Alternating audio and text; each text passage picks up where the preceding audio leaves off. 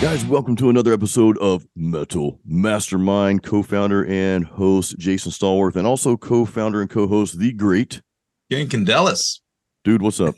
I'm good, man. We have a very special guest with us today, the amazing CJ Ortiz from Metal Motivation. The Metal Motivator. Yes, dude. CJ, it is so good to have you on, man. This is it's great to see you guys. Meeting a celebrity here, guys. We're friends, man. We are friends. Yeah, we are.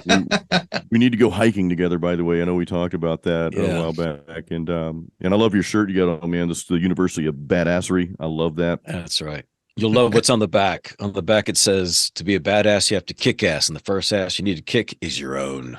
I've seen it. I've seen it on the social media, and I absolutely love it. And we live by that, man. I have to kick my own rear end sometimes.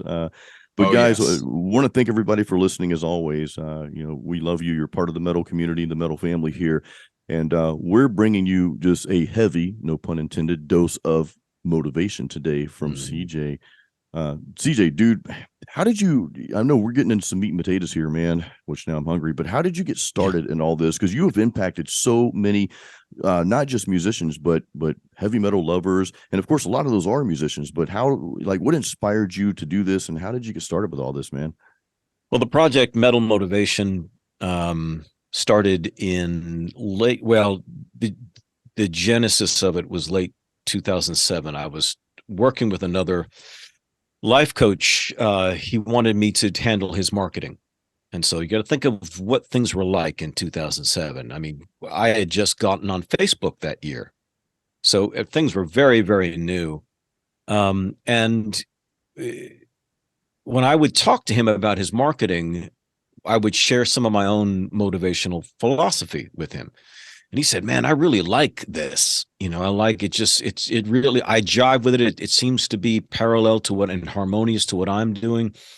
And so we eventually said, hey, you want to do a project together? And I had this URL called 10 times more, which is interesting because it's before the book 10X rule came out by Grant Cardone. Yep. And we were, Grant's book is great. I love his philosophy about that. But his position was you're put 10 times the effort into whatever you're doing. In other words, you're not doing enough. Or as your fans may know, the Death Angel song "Dream Calls for Blood." Oh, it's awesome, dude! Right? I love that tune too, man. The dream calls for blood, and you've not spilled enough. 10 times more, and the 10X rule in Grant's philosophy was apply 10 times the effort. My 10 times more was you're capable of 10 times more in whatever area of life you're in. And so you're not even close to reaching your limit. So it's like two edges of the same sword. But I was first. Grant. But this guy that I was working with, he decided to run for Congress in his state. And so he wasn't going to have the time to invest in it. And he says, you know what? It's really your baby anyway. Why don't you take it? Well, I didn't know what necessarily to do with it. It wasn't my pursuit. It was just an idea I had. I only was encouraged to do it because he was interested. And I liked the idea of doing it with somebody else. And so I just kind of sat on it. And we go into 2008. And by March of 2008, I was sitting at my desk just like this. And I was watching something on YouTube, and it was a guy who had this mohawk, was a punk rocker, had like a heavy Brooklyn type accent, but he lived in Ontario. I don't know how that works, but he was a Canadian and obviously a very good videographer and editor, tremendous communicator, because his video was so well done. I mean, just so well done. The edits and everything had a lot of fisheye lens stuff going on. It was just very, very cool. He was a great, great communicator, and he was solid with his information. It was kind of more law of attraction topic he was talking about, but it was still great. He did some great stories. He's a musician too. So the testimony he was giving about how this, manifestation law of attraction was working had to do with the guitar. So it was really a great story. Nice. And So I think something said in his description was like rock and roll motivator or something like that. And I remember watching it, finish it, and going, "Wow, that was badass." But then I thought to myself, if I did it, I'd do it metal. Yes. And so I just wrote down on my pad next to me, Metal Motivation, and just kind of sat on it. And then by July, I reconnected with my best friend from back in the day. We were going to do a band together. His name is Todd Pack. And I took a different route in the mid 80s, about 86. He went to LA. I didn't want to go to LA. And so we just parted ways. It was amicable, but we just parted ways. But we're both kind of like you guys, all in 100%. So you go your other different ways. You're too absorbed in what you're doing to go back to the past. So we lost touch for almost a quarter century. Wow. And so we reconnected in July of 2008, and I told him about the Metal Motivation idea. And he said, "Dude, that's really cool." He goes, "I heard that, because I just saw something the other day saying that the personal growth industry is like a something billion-dollar industry." Then we were talking. I said, "Yeah, I just think like kind of real positive metal like slogans on T-shirts and stuff like that. Just something like that. Nothing crazy. Nothing. I wasn't even thinking the Metal Motivator at that time. It was just Metal Motivation." And so he was like, "Well, how do you want to start that?" Because now I had a partner to do it with, and because he was interested, and he's still a metalhead. And I said, "Well, let me start writing a book." So I start writing this book to dump all my personal philosophy in and trying to make it more metal. So I hadn't done that before. I had my philosophy, but I wasn't addressing metalheads. It wasn't online. It was, it was really more one-on-one. And so as I'm doing this, I'm going through this process. This is the beginning of it. So the ideas were out the wazoo, man. Everything, stuff that I still say today, like the University of Badassery, was from 2008. Wow, dude. And Metal Up and all this kind of stuff. And how Metal Up came about was I was down in Texas visiting my friend Todd. We went out with a bunch of old friends, got way too hammered. And so hung over. So I called one of our friends in Texas, and we were going to reconnect. And I said, he's like, "What time you want to get together?" I said, "I don't know, dude. I am not feeling it." And he goes, "Well, man up and get your beer." He's in Texas. "Man up and get your beer." So I'm telling my friend Todd later on in the day, I said, "Yeah, Hibbler told me I needed to man up, drink a beer." He goes, "Yeah, we're Metal Up." Oh man. And that's how that came about. Yeah. And wow. So I just kind of started writing this book, and I thought, well, you know what? Who the hell am I going to sell this thing to? Nobody knows about me. And so again, my background is marketing. And so I'm in this strain. Now it's 2008. Facebook is starting to pick up. We're just at the fan pages, they called them at that time. And I thought, well, that's when I came to the conclusion about the difference between, and this is going to mean a lot to, the people who are listening, because if they're trying to do something like the three of us have been doing, they'll understand the importance of this distinction. The internet was around before Facebook, right? It's been around for a while. But if people, remember in the old saying, they say when people were goofing off on the internet, they would say they are surfing the web. Remember that? Yeah. I wonder what kind of websites there are out there. You know what I mean? Wouldn't it be cool if my favorite football team had a website? Remember, like you saw it when your favorite football team finally got a website. That was a big deal back then, man. So you were surfing the web, man, printing stuff out. You know what I mean? You'd right. be burning through paper on your printer, just printing out articles or something that you were interested in. Still had MapQuest. Yeah, exactly. And so I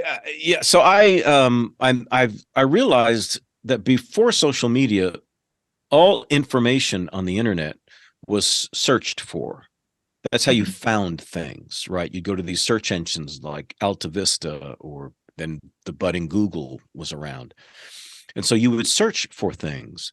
But once social media came about, information it was still searched for, but information now was more shared. So when you keep up with the latest news story or crazy video or funny thing, it's no longer being sent to you via email, or whatever. And it's not something you're looking for. You don't go say, hey, I wonder if I can go see some funny cat videos today. You don't think about that. Somebody just posts one and then you think it's funny and you share it. And so the meme culture started. And so Facebook and social media are share engines. They're not search engines. That is such a huge distinction because that opened the door of possibility for guys like us. Because you think, boy, my name's Ken and I do this kind of music. My name's Jason and I do this kind of music. Well, unless somebody's sitting at a keyboard and saying, I wonder if somebody is doing this kind of music, and they start searching, they're never going to find you. Just like with a Metal Motivator. Metal Motivator doesn't work before social media because nobody sits down and says, I wonder if there's a heavy metal version of a motivational speaker. No, they just put in how to be more motivated. And Tony Robbins may come up and someone else may come up. And they don't care if Tony Robbins listens to heavy metal. It doesn't matter to them. They just want the information. How do I become more motivated? So they're not judging it that way. But after social media, now you've got something that's what we call, what's the term we use when something spreads? A video goes viral, right? It goes viral. And now post-COVID, we know what a virus is. So, if you're standing in the middle of Times Square on a busy Saturday afternoon and all kinds of people are coming by you and you have a cold or a flu, you can just sit there and cough as much as you want. You probably won't infect a single person. Even though you're surrounded with all those people, they're moving by too quickly and you just can't, you can't get to all those people. But let's put you on a full commercial jet airliner, right? With 200 people on it and you start coughing. You're going to infect a lot more people simply because those people are contained. So social media became the internet contained. That's a great analogy. Because you had to have an account to be a part of it. So people that aren't on Facebook are never going to see things on Facebook.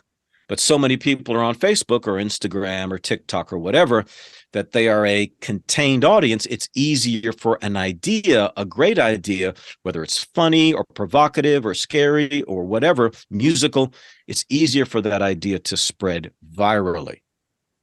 So now it becomes, okay, what can I do to create that dynamic? Well, that's where then the branding comes in. So there's a crap ton of motivational people on Facebook, right? There's coaches, there's motivational speakers, whatever. And everybody's a motivator now. Even people whose lives are completely messed up. They've always got some positive quote.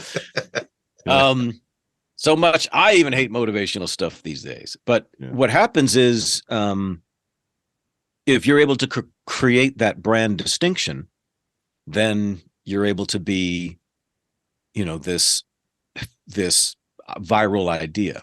Well, CJ, there's something that I think plays a really important role to that. And you've always been a part of this philosophy too, which is that authenticity. And actually, before we even started, we were just talking about authenticity in another scenario. But I think the core idea of what you're doing and how you do it and being genuine in the way that it is absolutely comes across. I think anybody can see through someone who doesn't really have their heart in it. Right. And when you talk about stuff like that and communicating to those who resonate with your message, that authenticity becomes super paramount, because that's how people, even just in the real world, that's how we absorb information. That's how we grow to admire. That's how we grow to become inspired. Most of all is to be authentic and feel that we're connected. I think that's such an important factor into all of this. It's like a common denominator, if you want to say, in all of this. Yeah, it's funny. What's always been funny to me is that you have to tell somebody to be authentic. You know, you guys have been in marketing workshops and stuff with me, and you talk about that. You know, well, just remember, be authentic. And it's like, really? You have to do well, yeah. In this era where people think it's not that these people are bad and they're trying to fake something. No, they just think they have to do that. That they have to become something. One of the hardest things for people to do is be natural on camera, especially when they're by themselves. Right. You know, and they're filming something, but they feel like they have to portray something. Body language, people call it portrayal. Mm-hmm. And they could tell by the language and how somebody's moving that they're portraying. Because if you were to see them in natural conversation, they'd be more relaxed. Yeah. They wouldn't be paying so much attention to their cadence and, you know, whatever. And so I think, there's an imposter syndrome that kind of infects you. Yeah. Oh, I hear that too, man. You're exactly right. But what happens now is that you have this ability for things to spread. And so when I launched it on Halloween of 2009. So I wanted the anniversary to always be on Halloween. So the early promotions for the Metal Motivation was, because it's called Metal Motivation Daily Screams for Living Aggressively. Right. So we would, getting ready for Halloween, I'd have these scary pumpkins promotional ads saying the screaming begins this Halloween, you know, so it'd be these daily screams that would start. And we just kind of felt our way through it. Did more theatrical kind of videos in the sense that we would write scripts that we would literally act out. And they were actually really good. I might come back to those someday. They were actually really, really good. They were funny. They were scary. They were dramatic, but we would dramatize the point we wanted to make in a scene. And then we would finish by going back and forth between us to break down what we just talked about. That's pretty cool. I got to see that, CJ. Yeah. You would dig it. Like there was one, I think there was one about, we're talking about anger. Mm-hmm. And it was a scene of me and my daughter was coming in to tell me that she had broken her iPod or something, or lost it, you know, outside. And I'm just going off on her. I mean, yelling. Oh, man. So I dressed up with a dress shirt and tie, and I've had my hair all pulled back and just screaming at her. And then it switched to, you know, if you're eat up with anger, you blah, blah, blah, blah, blah. And then he would come in and say something. And then it was, you know, the motivational message. So there'd be a dramatic sequence, or it'd be comedic or scary. We did one that was funny, that had to do with, he was playing this, like, this soldier commando out in the woods somewhere, stuck in these bushes, but he's high on mushrooms. And so then I play this commander, and I'm, you know, so I'm all dressed up in a military thing, and I'm calling him, and he's all wasted and using all these, you know, innuendos for heavy metal and stuff, and from lines from songs and whatever. It was funny as hell. But to recreate it, he had to, like, brought in two artificial, like, Christmas trees, and brought him in and made it look like he was, like, in the woods. It was actually pretty cool. We both did these things in studio.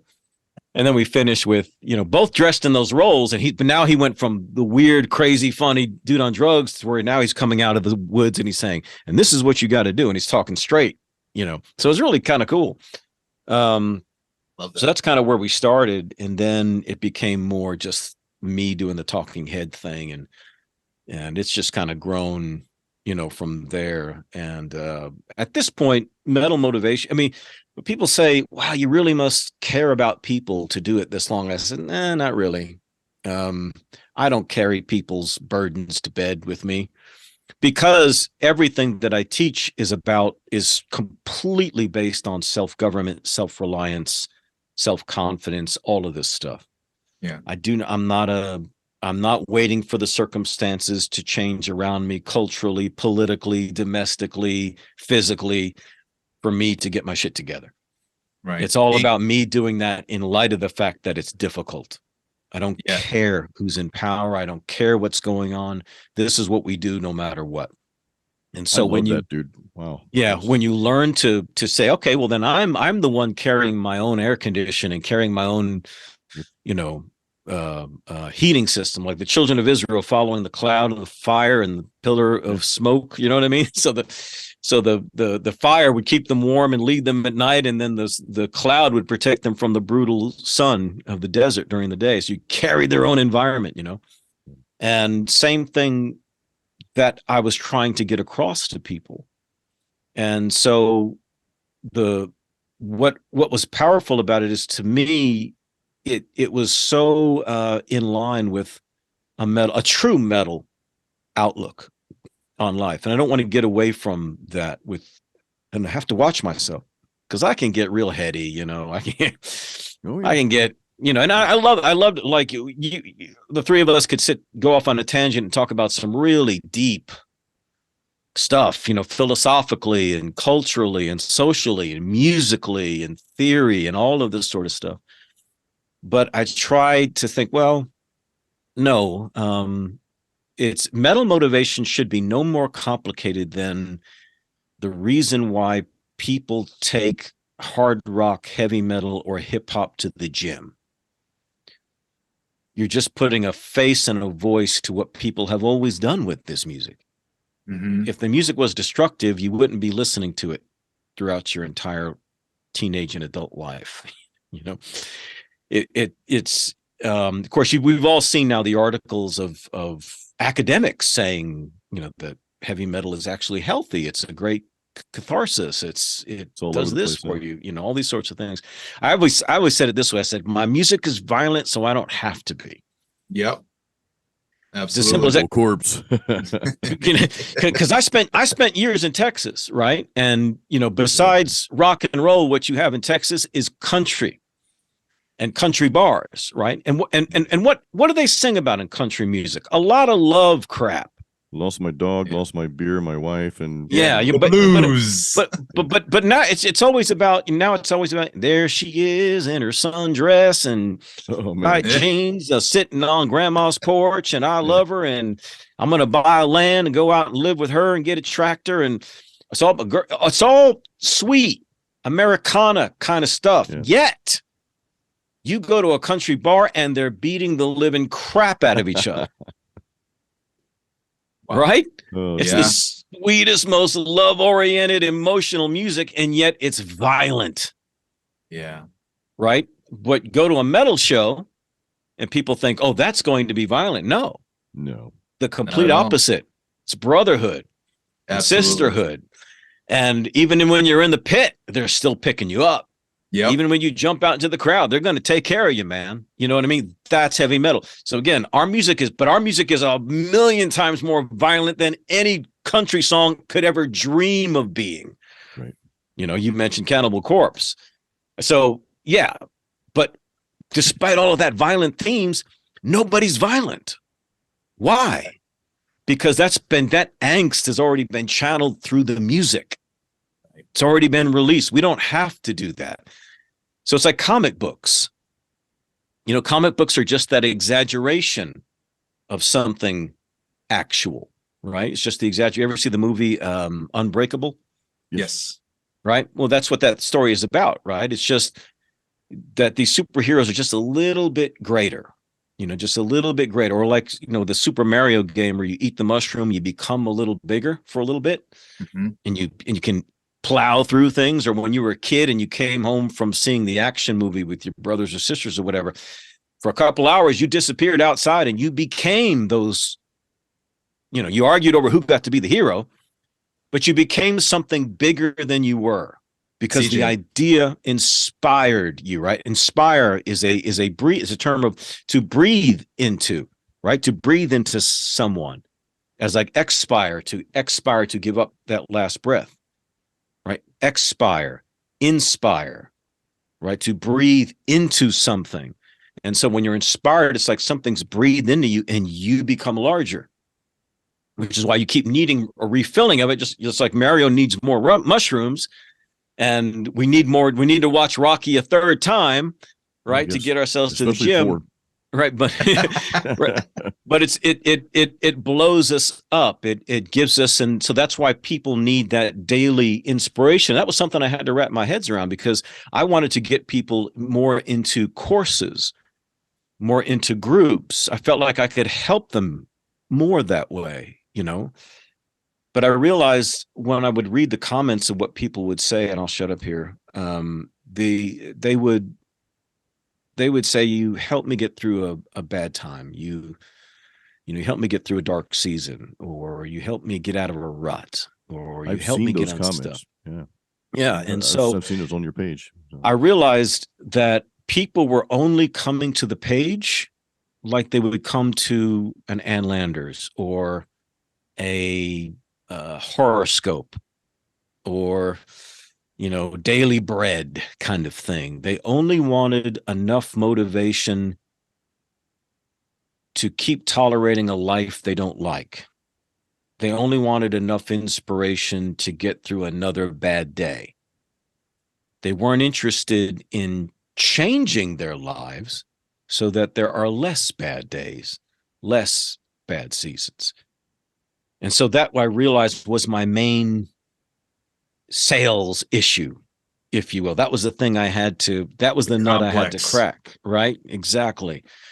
But that's what happens if you do something for 14 years, is you learn how it's more than a hack. It's more like, okay, I understand the eternal principles that are at play with metal motivation and the world. There is nothing that I'm going to see anymore from this point on that is going to be news to me, that is going to surprise me. I know what my audience thinks. I know the words they use. I know what they misunderstand.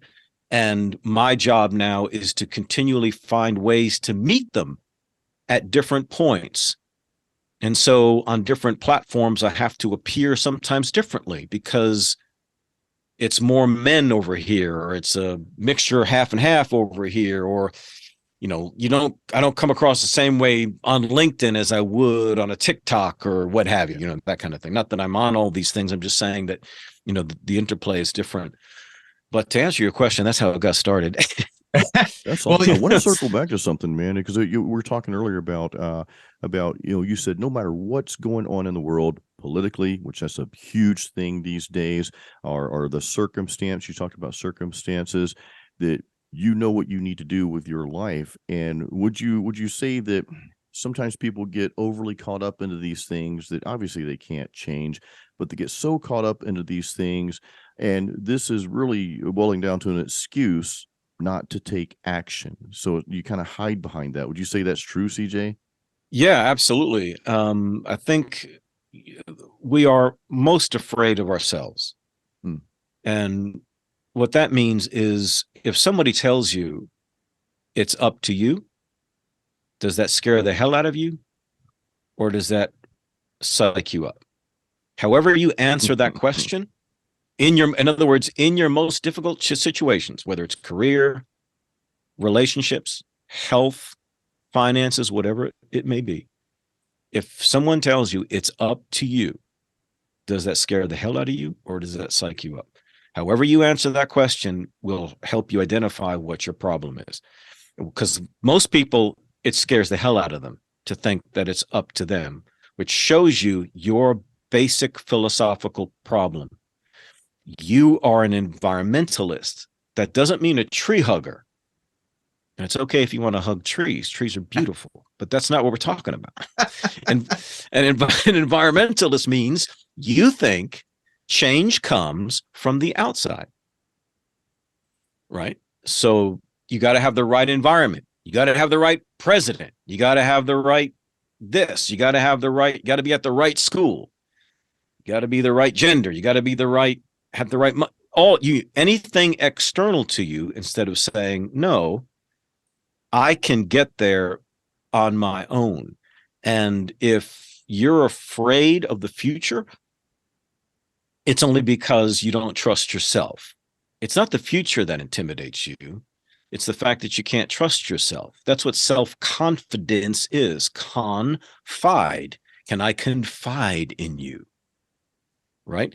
So like you two guys have been working together for a few years now, right? Yeah. And you have confidence in each other that if Ken says he's going to do something, Jason is not going to be worried that Ken's not going to show up on time.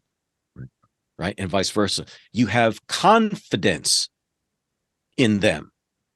And that the word fide is that word fidey, right? Fidelity. Right? It's the idea of faith. It's the word faith. So they want to, if what is that when they credo, it's the same word. Credo, credit, your credit score. They want to see how you have, a loan lender wants to see how you have paid over time. We want to, the defense attorney wants to discredit a witness, take away their believability. So confide, fide, credo, these are faith, creed, confidence. Do you believe in you? Are you self-confiding? Or do you believe that you will show up? You will do the daily disciplines. You will face this challenge. You will not back down. Do you trust in you? That's your problem. The rest is easy. How to lose the weight, how to make the extra money, how to get the promotion, how to meet the girl or guy of your dreams, how to get that album done. That's just mechanics. That's just things. That's just things you do. I could get you to do, as I mentioned earlier, the 10 times more. I could get you to do 10 times more in every area of life because you're actually physically and mentally capable. So there's people who tell me, dude, I don't know how you stay in shape, being 57 years old. I couldn't go, 10 minutes on the treadmill. I could get you to go 30 minutes. They'd be like, no way, I'd die. No, I'll get you to go 30 minutes. I'll just hold a gun to your head. Yep. Nice. As soon as you tell me you're wearing out, I'll put a gun to your head. You're going to find those extra steps. Or let's say you got a 5-year-old kid. How about I just sit there in front of the treadmill with a knife to your kid's throat and say, you stop running, I cut his throat. Amazing what people will do when they're under pressure. Yeah. You will find, right? You have the ability. It's the lack of will. Right. Which means a lack of value, because you value your life with the gun to the head. You value obviously the life of your child. So I've got to increase your value of you and your gifts and your dreams and your goals so you can do all of the work and then some if you're under threat. So you have the ability. So what happens? That's self-defeat. That's all it is. It's just such a little voice in your head that's just telling you, I can't. And so when we got a long list of things to do for the day, and we peter out at the second one because we're tired, we're hungry. Oh, it just seems like it's too much. I've been dreading doing this, dreading cleaning out this attic and the garage. I'm dreading all of it. Then we have to move the house. All it is it's a lot of work, but all it is a series of physical movements. And your body actually can do all of it and more. Yes, it will get tired. Yes, it will get sore, but your body can do it. Just like a machine can do it. A machine can keep moving. The difference is the machine doesn't have the self-doubting mind in there telling it, it's been 12 hours now, you can stop. It's been 12 hours now, this is too long. So it's ourselves that do that. So like for me, and I can be a little harsh about this, but these are my like mantras or self-conversation. I did it today before coming up here. If I'm walking with my dogs out, I'm coming back in and I find myself kind of getting distracted. I'm like, focus. I tell myself, focus. And I'm kind of walking through the house. I'm like, pick up the pace, pick up the pace. And then I start going up the stairs, you know what I mean? And then I'll sit there and I'm doing something like, I don't want to clean this toilet. I noticed the toilet's dirty. Don't be a girl.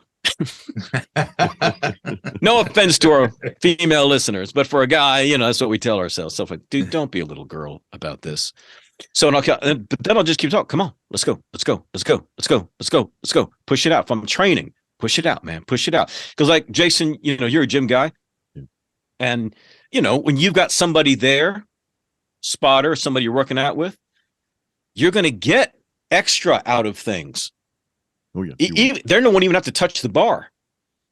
It's just that little bit from the outside that pushes you and draws something else out of you. Well, if you don't have somebody walking with you all the time, and somebody to hold a gun to your head all the time, and somebody to threaten the life of your 5-year-old child all the time, then you got to do that. And you got to start talking to yourself, and so that you can overcome this fear and this hesitancy, Jason, that you were talking about, that's standing in between you and the life you've always wanted. It's not a circumstance issue. Because your best defense in life is a stronger you.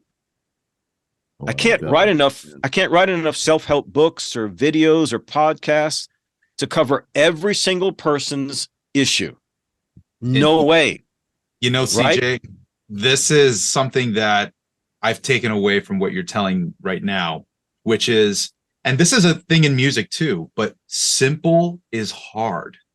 Yeah. Simple is hard. Even though it sounds easy, it's a consistency. It's a habitual thing. And another thing that I took away too is you're talking about Metal Motivation and how it started. And at a certain point, you crossed a threshold of understanding. And that understanding gave immense clarity. And you've told us this when we were even trying to learn about marketing as well. It's like, don't get too creative. Don't overcomplicate things. You need to be clear about what it is that you do. And that's exactly what you did, but in every facet of your life. And it's simplifying the things to make the most efficient move, the thing that moves the goalpost forward for you to keep making things happen. And it's not something that you have to think about as this big, giant, like overcoming mountain. You just need to see the signs leading you to the other side. At the other, right? You said this before too. I love your analogies, man. Yeah, that's the other thing is I've had 14 years to think up a lot of analogies. Because one of the things I learned in art school was that the simplest solutions are usually the most difficult to find. Yeah, it's almost too simple. Because it's too simple. So we, or as I like to say, the less you understand about the way something is achieved, the more you think it happens by magic or fate or because of some secret. No, it's usually something very, very simple. And we learn this in art school with graphic design, because if you're going to design a logo for something and think of all the iconic logos, it's got the solutions are always simple. I mean, the Apple logo is a very, very simple image, but how much does it communicate? The bite out of the apple, which means what? Adam and Eve, right? Yeah, the bite it into the knowledge. Yeah. Right. So it's a very, very simple solution, but it took so much to realize what that simple solution was. What is the best way for me to convey? And that's what I've always interpreted branding to be. And I have a religious background, and I'm so appreciative because I heard an interview, one of the best interview discussions I've heard in a long time. It was James Lindsay and Jordan Peterson. And so it's just, get out your philosophy dictionary, because these two guys are just two eggheads going at it. And but they were talking that they said at root of all things, the most axiomatic things are typically religious things. And by that they mean you're dealing with now the most pure, foundational, abstract ideas. Right. So think of Jesus. So the story is he's this God man, or it says the word becoming flesh, incarnation. We've heard of reincarnation, right? Coming back again in another incarnate. Carne means chili con carne, chili with meat, right? Carne means meat, carnivore, meat eater. So incarnation means you are in flesh. But what is in flesh? Well, he's supposed to be this God in flesh. Well, God is obviously invisible, right? So this concept of, in the actual translation, is logos. Logos, whatever you want to use it, but it's a Greek word, and it just has this idea. It's this purity of idea or word, the basis of everything that we understand and know, how we can come to conclusions about things. That became a physical form. That's what branding is.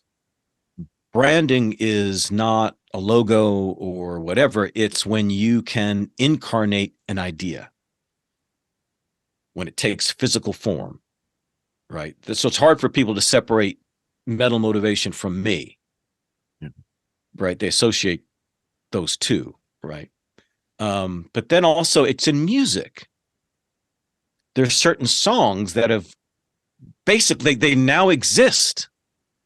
And you wonder, oh my God, there was a time when this never existed. There was a time when people had, for the longest time in human history, nobody had ever heard of Romeo and Juliet because Shakespeare had not been born. Right? There was a time when, there's a time when nobody knew what Jaws was, or Star Wars was, or Enter Sandman, or, Let It Be, or Thriller, or whatever it is.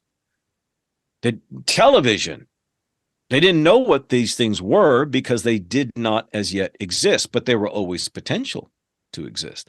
But now that they do exist, it's as if they've always existed. So much so, it's as if they were meant to be, which is a powerful idea. Romeo and Juliet is like it was meant to be. We have, so much of Shakespeare's ideas are in our culture and language. We're quote Shakespeare, we don't even know we are sometimes because it's just such a part of the parlance. And that's when that happens, it's as if it was meant to be. And so one of the most fascinating discussions about something similar was by Steve Jobs, speaking of Apple, years ago, I think 93, he'd been kicked out of Apple, and he now started the next computer company. And so somebody was interviewing him, and he said, you get told when you're growing up to, try to behave yourself. Don't bang into the walls too much, go to school, graduate, get a good job, start a family, get a nice house, have some nice things, but try not to mess everything up, and he goes, and if you do that, you can live a good life. It's a good life. There's nothing wrong with that life. Can't be arrested for living that life. There's no laws against that life. He said, it's an okay life until you understand one thing. And that is that everything that you call life, and when he says that, he means, you and I are surrounded with houses, electricity, refrigerators, food, restaurants, cars, right? Landscaping, TV, whatever. We're surrounded with all of these things. Remember, at one time, it was just grass and air and birds and water and mountains. That was all there was. There wasn't even a wheel or a campfire yet. So we have all of the stuff that we call life. The life, that's the life that we live in, that we enjoy with this nice house and good job and whatever.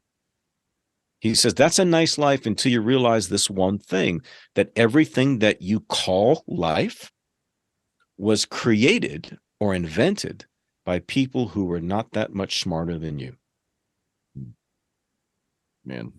That you can make things that eventually people call life. Right? He says, when you finally understand that if you push something in the world, in this universe, that's something pops out on the other side, right? Cause and effect, that you can mold and shape things. He said, you will never be the same again, because you'll think, well, how much can I poke it? How much effect can I cause if all I have to work with is my creativity? And that's one of the most challenging things for creatives to understand. We all know the creative personality. We treat it as sacred, right? Because we've lived with it, this desire to make things musically, visually. You put a whole new perspective on this, though, CJ. I mean, you didn't say somebody created Facebook and we all use that. You didn't say somebody created this play or this movie. You said they created the life that we're living. So, dude, that takes everything, like, in my head to a new level. And I think everybody listening right now, those creating music, I want you guys to treat your music like that, right? I want you to have the confidence that we talked about earlier, that you can create something so amazing. And I would even go as to say, don't worry about what you think other people will think about it, because I think, and it's going off on a different tangent, I think sometimes we're worried about what people think, but it's not even that. We're worried about what we think people will think, if that makes sense, right? And that will stop us in our tracks, and we'll overthink everything. But I just want to plug this in. I want you guys to really, not just your music, but in everything that you do, know that you can create. You are a creator. I think we're all born to do that in some capacity. So you could be creating life for other people. And even if that's just a small circle, let's say, melodic death metal is your genre, right? Ken, cinematic, like horror metal, CJ, I mean, you're Metal Motivator, right? I mean, anybody can listen to you, but you've got a very targeted audience because of you, who you are and who you come across to, who you can relate to, and people that can relate to you as well. So you're making an impact. Your post every day, that's part of people's life, and you're creating that life. So I just want to make that plug. That is that's monumental, man. That's powerful. That also reminds me also of the concept of, you're always like one day before, you can find that success, and people usually quit the day before they find that success. In that essence of being, you don't realize how much power you actually have until you acknowledge and confide that you can create that. And it doesn't matter what anybody else really thinks, because it's not the power that you've been given, right? So you have to just be able to tell yourself that you love yourself enough to be able to make this a reality, that whoever were to love what it is that you do, that's great. And it can have that impact. However, it doesn't change the fact that you have this ability to create.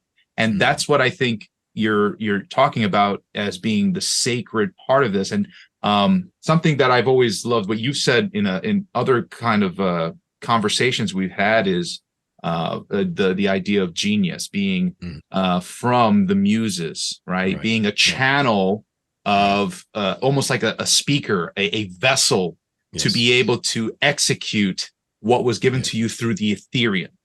Yeah. It's it sounds magical to people. It sounds spiritual, but I think that's the wonderful world we live in. It amazes me. That's why I don't want to sit there and talk to a hardcore evolutionist or atheist or materialist. And it's not really just about the God versus whatever debate. It's really because it's such an empty discussion. I don't want to just be matter in motion. Whether I'm right or wrong is besides the point. Let me live in my little magical world, because I get more done. I'm more creative. But however, I feel like there's evidence on this side of things, in the sense that we as creators, and I'm speaking to us three as well as those who are listening, because I believe the majority of them are probably creators too, and how they need to, like you were saying, to take their calling seriously. What is your calling? Your calling is the most important thing you can do with your gifts, talents, and abilities, in which you are the most difficult to replace. If you're working the day job as a waiter, you're replaceable. Right. If you are, doing melodic death metal, you're harder to replace. If, it's harder to replace me as a father, easier to replace me as a consultant. It's easier to, if someone can be doing other things that support their calling, but it's not really their calling. And this is something musicians need to come to terms with. You can't just I need that record contract. I need to make money. No, you don't. You have a sacred duty. You have a sacred obligation to maximize all that you are and all that you can do for a purpose greater than yourself. That is non-negotiable. So pony up, man. Love it, dude. Metal up. Metal up. Take your position. You're the sentinel. You're the guardian. You have to answer the call. You can't sit there and wonder whether you should. So long as there is an ability in you through your art to impact the life of another human being, that is all the evidence you need to know that your life has a greater purpose than just itself, and you can no longer sit there and wonder and worry. I don't care if all you're doing right now is taking more classes.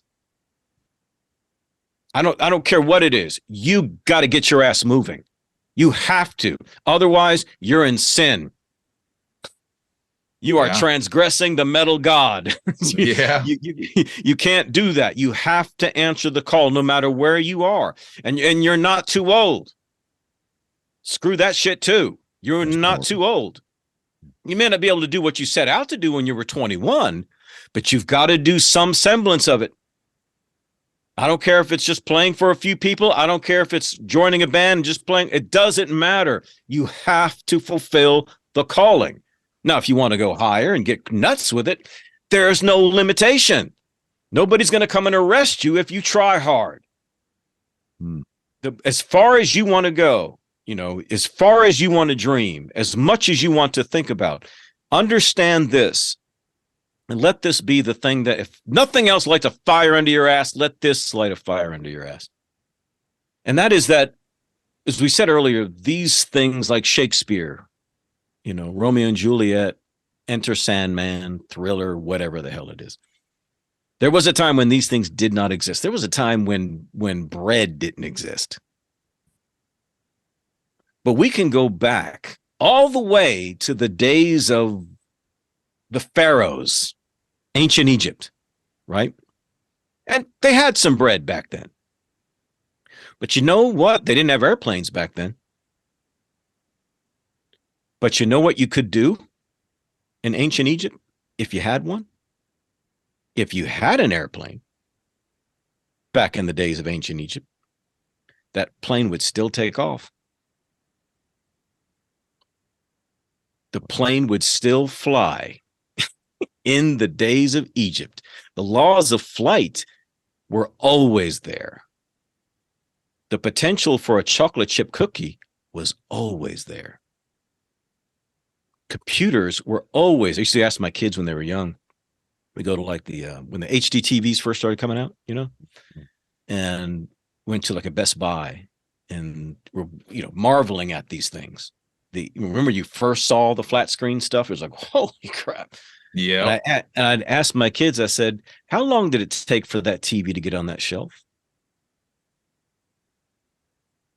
And they would kind of wonder, what am I asking? Did the person how long did it take for them to take it from the back of the store and put it up here on the shelf? No. How long did it take for that TV to get in on that shelf? You can go back and back and back and back to the inventions of electricity, plastic, however they came up with the technology for even televised images to happen, and then how to make those high def. But then you got to go back. You got to eventually go back to the wheel and the campfire. Yeah. Right. And so on that trajectory after the wheel and the campfire is laptops and airplanes and cell phones and chocolate chip cookies and paintings and Shakespeare and Enter Sandman and Thriller and your guys' music. It didn't, you don't go into the woods and pick laptops from trees. They didn't discover airplanes by digging in the ground and excavating an airplane. These were pulled out of thin air. Mhm. Think about it. The principles to understand flight, the principles to understand how to make something like steel, the principles how to connect them, how to weld, how to wire something, how to create fabrics and polyester, how to dye those fabrics, how to create, whatever, all that it takes to just make an airplane are all derived from invisible laws of thought and principles of mathematics and engineering and physics and the like that have always existed. You could fly the plane in the days of Pharaoh. You didn't have to invent those laws. They were already there waiting for us to bang on the doors of the universe to get them to come out. I saw the other day, and you guys probably know this already, but I saw the other day the old clip of no, it was recent. It was because the all Metallica's amps were yellow, so it was on the 72 Seasons thing. Oh yeah. And so they were on Howard Stern, and Howard Stern was asking Kirk about what was the original Enter Sandman riff. I saw Right? that clip. Yeah. Dun, dun, dun, dun, dun, dun, dun, dun, dun, dun, dun, dun. And that's all he was playing. And so then they talked about how Lars came in and said, no, play that 3 times and then go back to the other thing, right? And then it became Enter Sandman. That's why it's so great to hear, like, you can listen, like thinking of the Black Album, there's a lot of videos of just the demos, like Wherever I May Roam. And there's no lyrics to it. And James is just, you've done that before, right? You're just kind of mouthing things, all right? the time. Yeah. Yeah. And so, people think it just happened. It didn't just happen. You got to wrestle with it. And that's our job as human sentient beings, as these philosophers and prophets and artists. We're here to our responsibility is to take as much as we want out of this invisible world. So there's more songs to be extracted. There's more movies to be extracted. There's more recipes to be extracted. There's more technologies to be extracted. More and more is waiting. There's no limit. There's nobody there's no angel with a fiery flaming sword standing around the Garden of Eden guarding its entry. You are welcome to go in and take as much as you want creatively, but it just means you have to ask, seek, knock, right? Ask and it shall be given. Seek and you shall find. Knock and the door shall be opened. And the tense of all of those verbs is ongoing. Ask and keep on asking. Knock and keep on knocking. Seek and keep on seeking. And the door will be open. You bang on this universe long enough, it's going to kick something out. Or as I used to tell a lot of your fellow savvy musician marketers, I would say all the time, because they would ask me, how often should I post? And I'm like, the moment you ask me that question, I'm worried about you. Wrong question. Yeah. I'd rather give me the person who I tell you need to go, you want to build your musical brand, you need to post on social media. And they end up posting 100 times a day, like every 10 minutes, every 5 minutes. I'd rather that person, because I got to go to them and go, whoa, whoa, whoa, whoa, hot rod, reel it back in. That's too much. Dial it back 12 times a day, whatever. But I'd rather that person whose whole outlook is, listen, I'm going to figure this out by just kicking the shit out of the internet. Yeah. I'm going to find out what my listeners want. What do they want to hear? What do they want to learn? What do they want to know? What causes the better reaction? What gets the engagement? Until I figure this out. And I'm going to write a song, and I'm going to do that by just messing with stuff. And I'm going to go over it again. But it's dry. It's dull. It's backbreaking. You don't feel anything. You go for a week and 2 weeks and 3 weeks, and you don't feel anything. But like you said, Ken, just that extra day. Well, what keeps you going? First of all, you got to realize, like I said earlier, it's just physical movement. Stop getting your head involved. The machine doesn't say it's been 3 days. It's been 3 weeks. The machine just works until it fails. It breaks, right? You got to replace a part and that kind of thing. I actually just yesterday I attended an online webinar about muscle and back pain, and something that I found astounding was that when people have back pain, they think that their body can't do certain things. But really what it is that your body's actually just fine. It can move, but your mind tells it not to because it's painful. Yeah. So because of pain, it is their muscles that get weak. And it's not because of weak muscles that create back pain. Mm-mm. Isn't that interesting? Yeah. And it's just amazing how much your mind can get in the way of your own success. It's actually more often than not that people sabotage their own success. Absolutely. Because they just don't realize how much it can influence them. And that awareness that you're talking about is the key to self-sovereignty. You know, you want to be independent, you want to do this thing. And we understand that. And by the way, we live in the best age ever. Oh, yeah.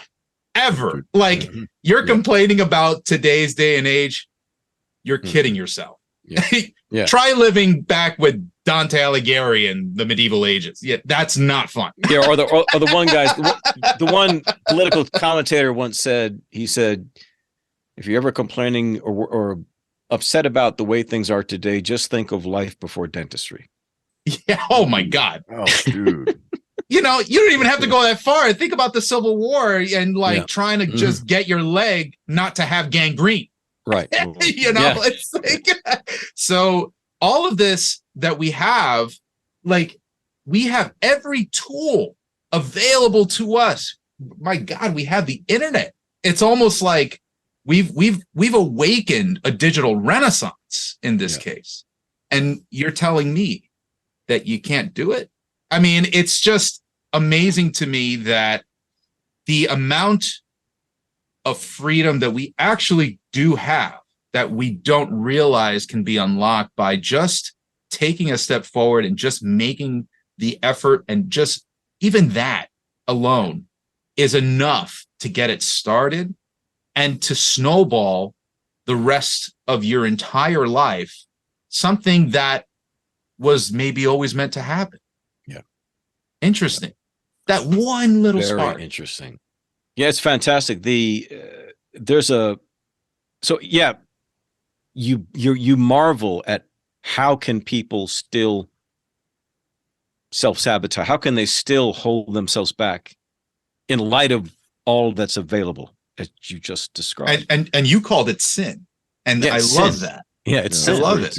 Yeah. It really is. Transgression. It is a transgression. And there's a darker side to that dark side. There's an even darker side, because oftentimes these people, these creatives, these musicians have created great things. They have made great works. Nobody knows about them, but they've been like in yourself down in your, I'm sure everybody who's watching this is envying your little space you guys have got down there. You know what I mean? Thank you, brother. Instruments around, just being able to hide away. But the darker side is the reason for self-sabotage, which is they're like, not me. They know they have the ability. They know they have the talent. They've exercised it. People have told them they're incredibly talented. People have asked them to play at their birthday parties and all of that sort of stuff. But they handicap themselves because they feel they don't deserve it. They feel they're not the one. They feel the imposter syndrome. Everybody's going to see me. So that's that fear of success. It's a fear of judgment. It's a fear of criticism. It's a fear of responsibility. It's a fear of, again, that there's no way it can be me, that they think that there's this weird fatalism. And people don't realize that fatalism handicaps them. And because I'll bring that subject up and I'll say that's probably the biggest thing holding a lot of people back. And they'll say, I don't even know what you mean. You mean people dying? I said, no, when I say fatalism, it doesn't mean like he suffered a fatal wound. It means the idea of fate. It's fate. And they said, well, I don't feel like I'm a fatalist. I said, well, yes, you are. Most people are. And the simple way to prove it is just to go online any day, and it's in our language. Whenever you say, oh, I guess it wasn't meant to be. Meant to be? By whom exactly? Or, the Facebook couples, right? They get together. Oh, everybody comments, you guys are meant to be together. 3 months later, they break up. I guess it wasn't meant to be. Well, which is it? Are they meant to be together? Or they say, I got to discover my destiny. Destiny means a predetermined thing, a predetermined plan for your life. Now, there could be one, but you don't know what it is. I don't know what it is. The astrologer can guess, but they're probably wrong too, right? So either way, or the people will say, I don't know what I'm supposed to do. What do you mean supposed to do? So it's in our language, this idea of fate. If it was meant to be, it would happen. I'm just waiting for things to happen. Or let life work itself out. What? You're an environmentalist. Yeah, exactly. The life that will get worked out is the life you don't want. You have to work this out. So it's these folks, precious, good people, loving, sweet people, incredibly talented, incredibly devoted to their craft, but scared shitless of the future, of life, whether they feel like they've got to be the chosen one. Instead of saying, no, life is about the opposite of fatalism, which is determination. My favorite word of all time, determination, is when you decide a specific outcome and then you turn yourself inside and out to create it. Because what you're saying is, okay, well, I'm unsure because of all this stuff. Well, then let's give you some assurance. How do we give yourself assurance? Well, everything is determined, like you just said, Ken, by the mind, by what you think. Therefore, if you are unsure or unstable or any of these things, it's because your thoughts are unsure and unstable. So, which means it's all narratives, right? We're guys. We want to see schematics, blueprints, numbers, data, spreadsheets, because that shit don't lie. Mm-hmm. Right? Other people, and I'm going to get real freaking chauvinistic here, chicks, right? We have chick flicks, right? They kind of more like that story thing. They like to, they better understand the narratives. So when we give into that side, when people are unstable and unsure and sabotaging themselves and can't believe that they're the one and all, it's because they got a head filled with Hollywood. They got a head filled with Harlequin romance. Instead of saying, no. See, so your thoughts and concepts and what's happening in your head is unstable. So how do we stabilize your life? We got to get your thoughts focused on more stable things. Absolutes. Well, CJ, there are no absolutes. Are you absolutely sure about that? We've found at least one. There are no absolutes. Well, there's one. That there's no absolutes. Because you'd have to be absolutely sure about the fact that there are no absolutes. That's absolute. Airplanes can still fly in Egypt. Yeah, that's right. So the world is filled with absolute. I guarantee you there's not a single person listening to us right now that is going to go to sleep tonight and worry that the sun won't rise tomorrow. Mm-hmm. Or that somehow they'll wake up tomorrow and 2 + 2 will somehow equal 5.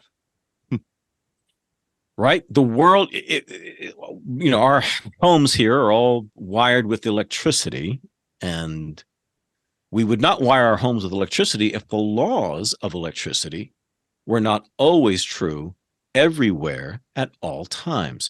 If electricity only worked 85% of the time, and there was always a 50% chance that it'd just blow up by itself, we wouldn't wire the world with it. Yep.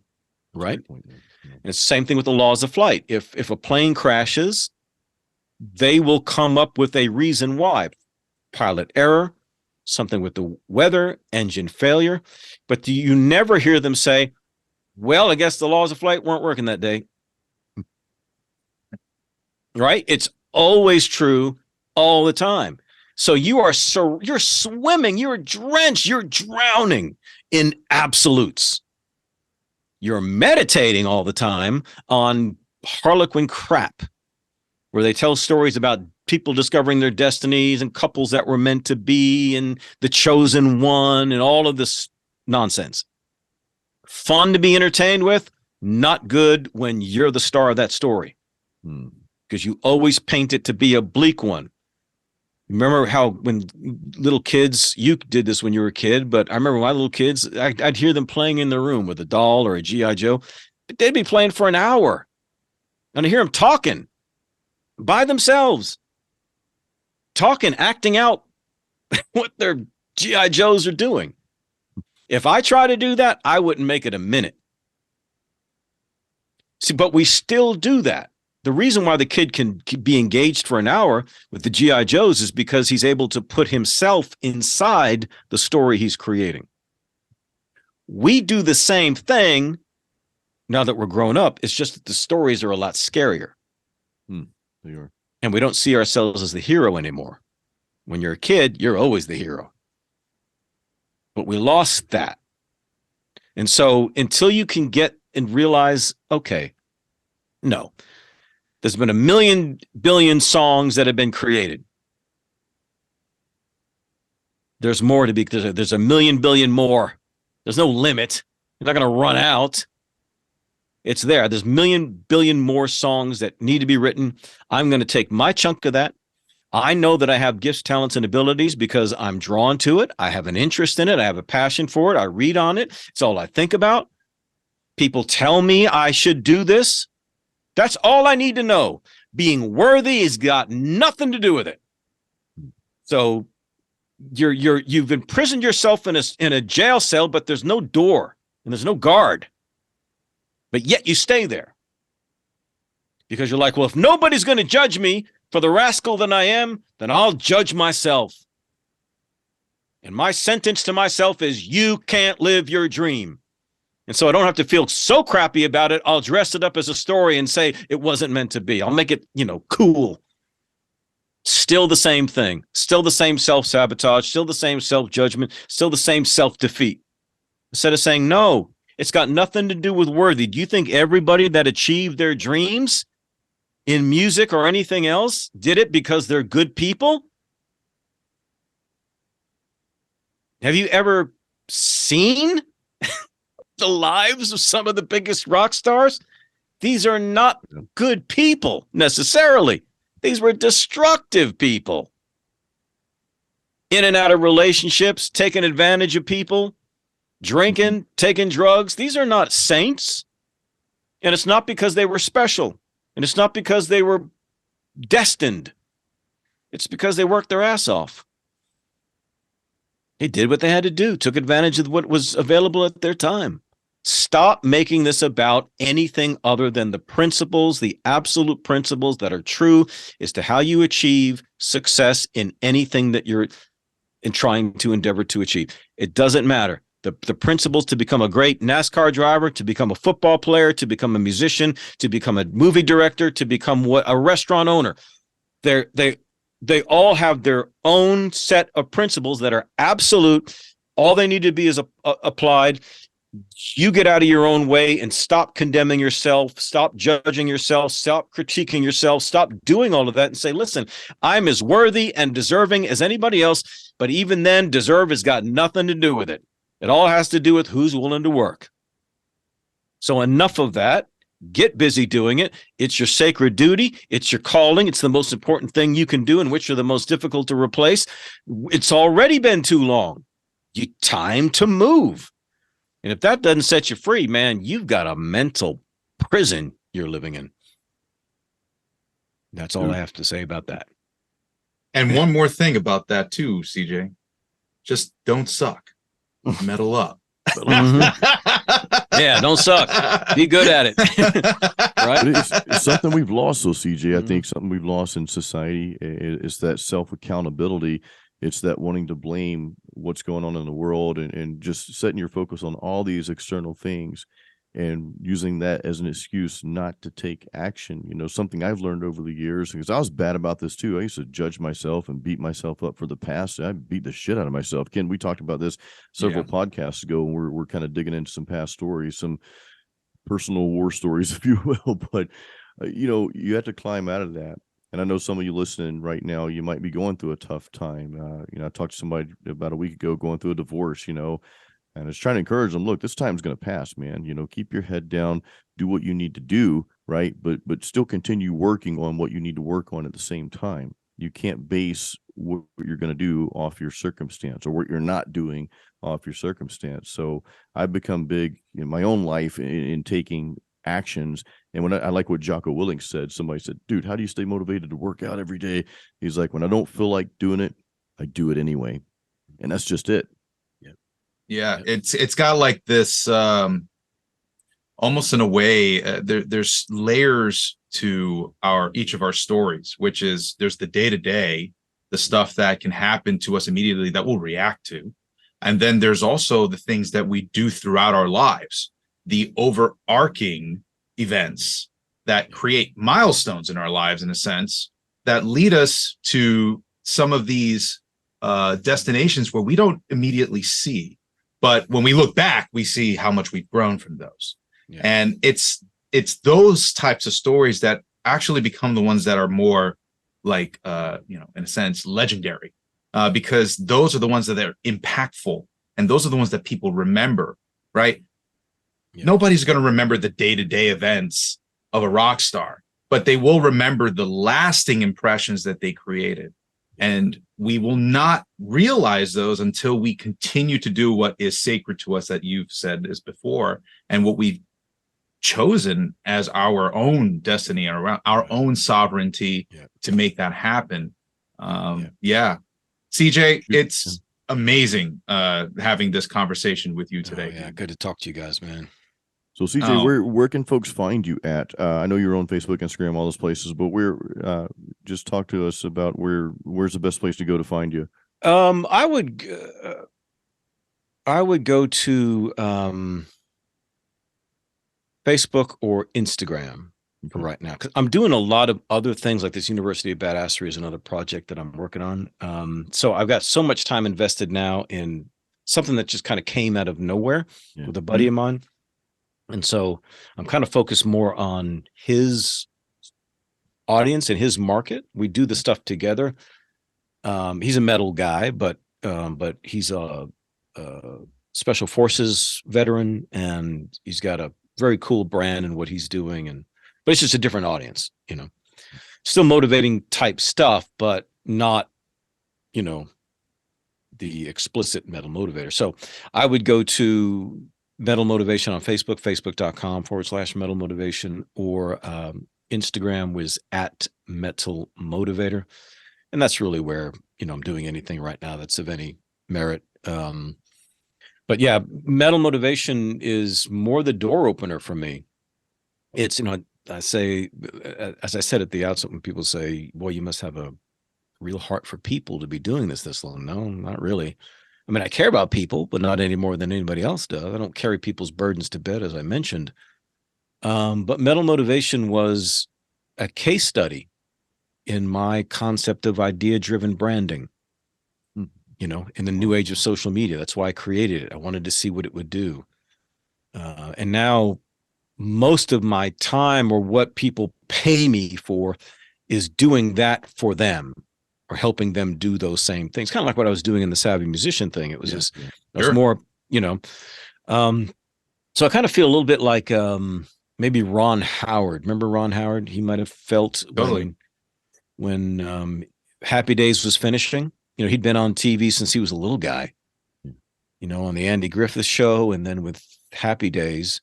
And then that was ending. The 80s was coming in, and he realized, I could stay in front of the camera, or I can go behind the camera. And so his greatest work has been behind the camera, so to speak. Same thing with the Quincy Jones, right? Great producers started out at Bob Rock. These people who started out as musicians playing in bands and doing things, and then they became producers. And so I've told my kids this for years, a long time, over 20 years ago. I would say if there was anything I would say that I am, it's an executive producer. doesn't mean it just means whatever the project is, I know the direction, I know how to position it, I know how to get the team together, I know how to keep people fired up, I know how to get the budget, and you know what I mean? I know how to make this big thing move. I think it gets cheapened when you say, oh, he's a consultant or he's a coach or he's a whatever. It's far so more than much, that, man. And you had an so impact much on more. Ken and Yeah. I too when we were in Savvy. You know, real quick, guys. And I won't tell the whole story, but you know that's how we met. CJ here, the Metal Motivator. Ken and I, we took a course called Savvy. We were, I think, the first generation students for Elite Savvy Musician, Leah McHenry's course, Celtic metal artist, and then CJ. You know, you were working closely with her at that time. And that's how we all met. And of course, us all being metalheads, it kind of naturally. Yeah. I want to go back to Gravitated. something really quickly, though, man.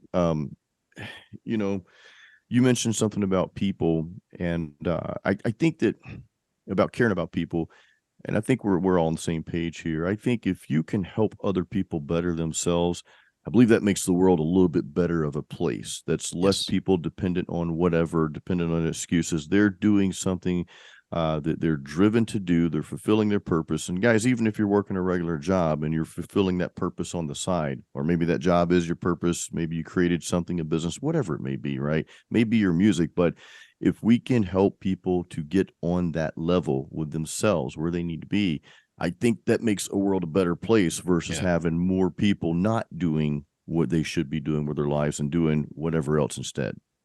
No, exactly right. You know, I remember this from marriage.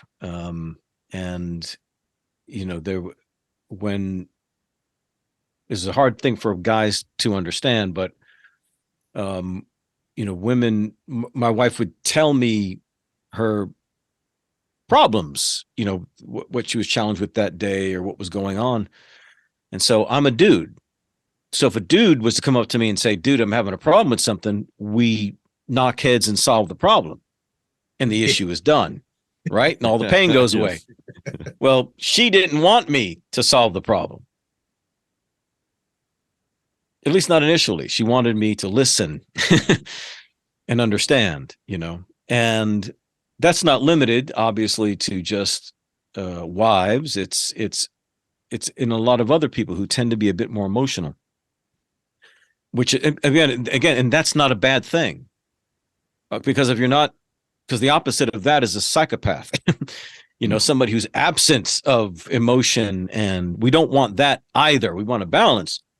But for those who just are a lot more sensitive to people's needs, they're empathetic, they feel compassion, you know, that's a challenge when they get into a problem. They're great when somebody else has a problem because they're the nurturers, man. They can come in and really help somebody get over something. But when they're in a spot, it's tough. And so when I say like not carrying somebody's problems to bed, it's like that. It's like, listen, you really don't need me to wipe your nose or pat you on the back. I know that's what you want. I know that would make you feel better, but your problem's still going to be there in the morning. Right? So it's better for me to come in and say, try this, try this, try this. If that doesn't work, call me tomorrow. I got another idea we can try. Because ultimately you're going to feel better when we fix the problem, why you can't get these songs done, why you can't get your band to work with each other, why you can't get that, you know, build an audience on social media, whatever the problem may be, you know, why you're struggling with, you know, playing these, whatever the problem is. You don't need me to understand. You don't need Jason or Ken to rub you on the back, right? They didn't put all of that emotional stuff. They're nice guys. You can tell, listen to them. They're nice people. They're not yelling like me. Very nice dudes. Yeah. They are mentors. I'm a tour mentor. It's different.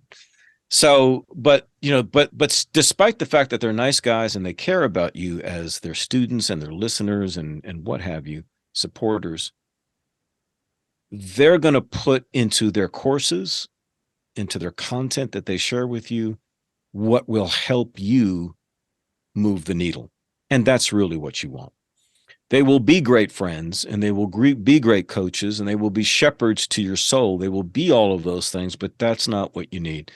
What you need are the principles to know how to improve your playing, improve your songwriting, improve your recording, improve your marketing, improve all of these things, And that can be applied, as we said, to any field of life. It's not just music. We just happen to be involved in the music space, so we're talking about it, but it can be applied to anything. And that comes back to those absolutes. We want those proven principles that help us move that needle and keep moving forward and get ever closer to the life we're trying to create. CJ, dude, Ken and I both, I can't thank you enough. I'm man. really grateful for you to be on. It's great to see you guys, man. Yeah. And you're a great friend Yes. as well. And we have nothing but love for you, brother. Oh, thank you. Yeah. One day we'll all sit around and drink the nectar of the gods. We must. Ambrosia. Yeah. We need to plan that. We need to do that really soon. Well, guys, you heard it. CJ, the Metal Motivator. Remember Facebook, Metal Motivation, and Instagram, Metal Motivator. So do go follow him. I listen to CJ's messages every day. Usually on both platforms, you see my likes and comments on there. Yes. So it's really helpful, though. He gives you that kick in the ass you need, and really just that will to take action. So that's what you're going to get. So guys, do follow him. And CJ, once again, thank you so much. Yeah, man. Thank all of you for listening, folks. Thank you for the support. And as we always say, create your own sound.